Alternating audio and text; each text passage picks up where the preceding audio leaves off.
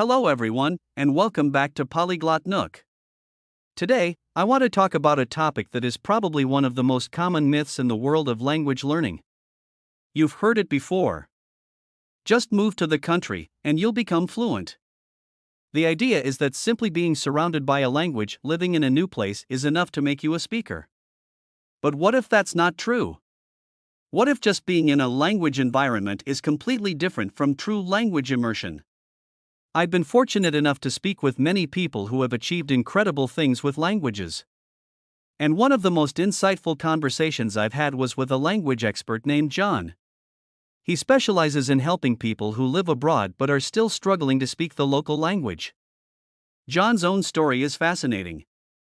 He's learned many languages without ever leaving his home, and he currently maintains a high level of fluency in 4 different languages.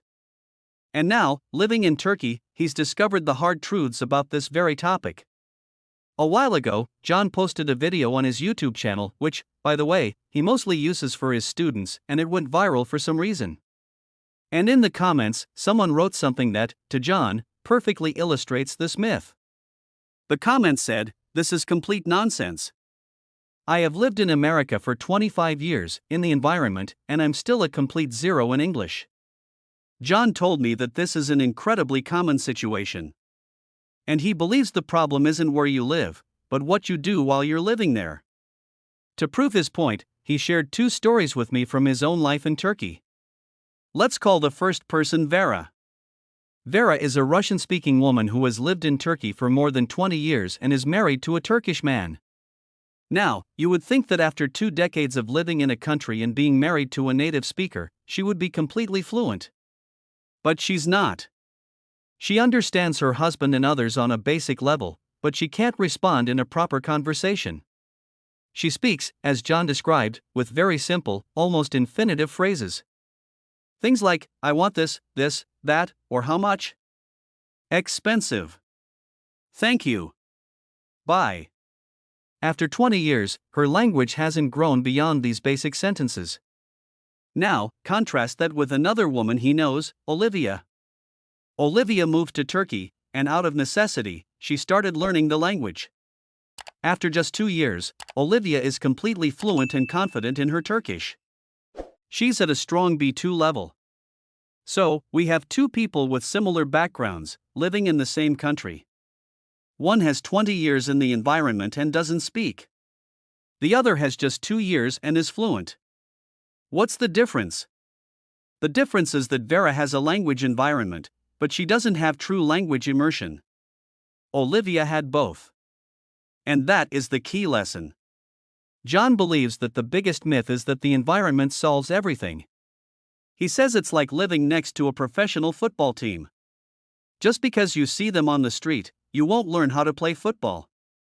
You need to get on the field and practice. The environment itself doesn't solve anything. So, why does this happen? What is the real difference between a passive environment and an active immersion?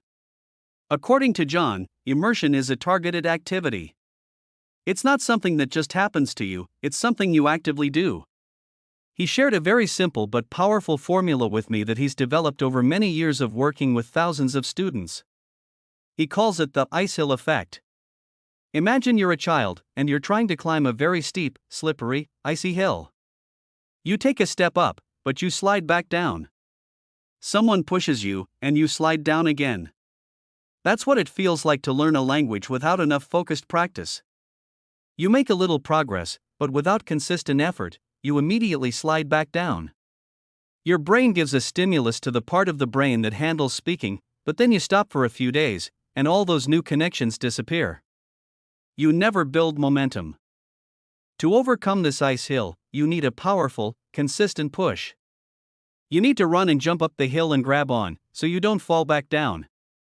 And John says you can't do that with a passive environment.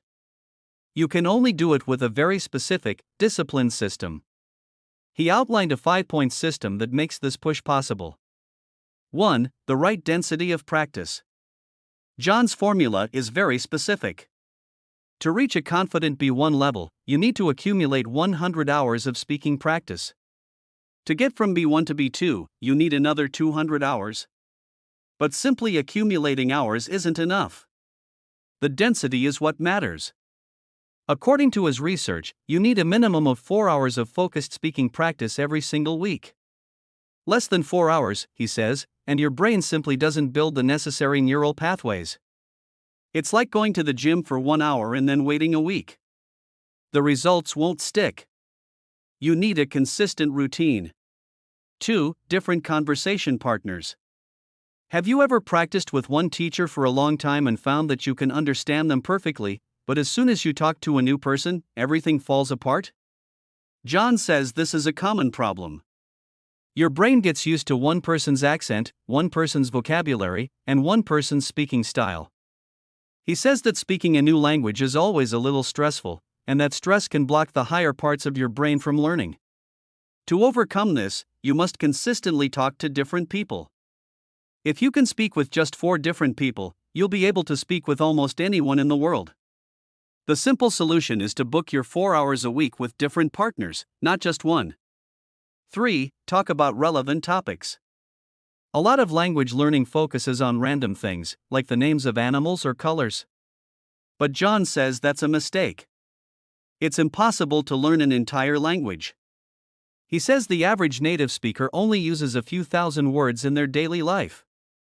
So, instead of trying to learn everything, you should only practice what is relevant to you. What do you want to talk about in real life? Your work? Your hobbies? Your family? Your dreams? You need to identify your most important topics and only talk about them. This ensures that the vocabulary you're learning is something you will actually use. 4. Practice, not lessons. There's a huge difference between a lesson and a conversation. In a lesson, a teacher talks to you, explains things, and you mostly listen. In a conversation, you are forced to produce your own thoughts and speak. This act of producing language is what builds the part of your brain responsible for speaking. You need to be actively trying to express yourself, not just passively receiving information. John says that true language learning only happens when you are forced to speak. So, these 4 hours a week should be focused on conversation, not on grammar lessons. 5. Active work with mistakes. When you're having a conversation, you're going to make mistakes. But a lot of people just let them go. John says this is another mistake. His method involves actively working with your errors.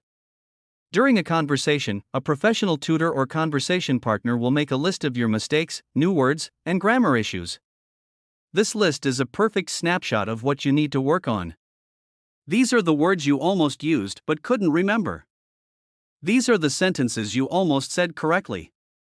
By actively studying and reusing these notes, you can turn your weaknesses into your strengths. This 5-point system, John says, is what allows someone to make consistent progress. It's why Olivia was able to reach a B2 level in just 2 years. Once you reach that B2 level, a confident, fluent ability to speak on any topic without hesitation, that's when the language environment finally starts to work for you. At that point, people are interested in talking to you.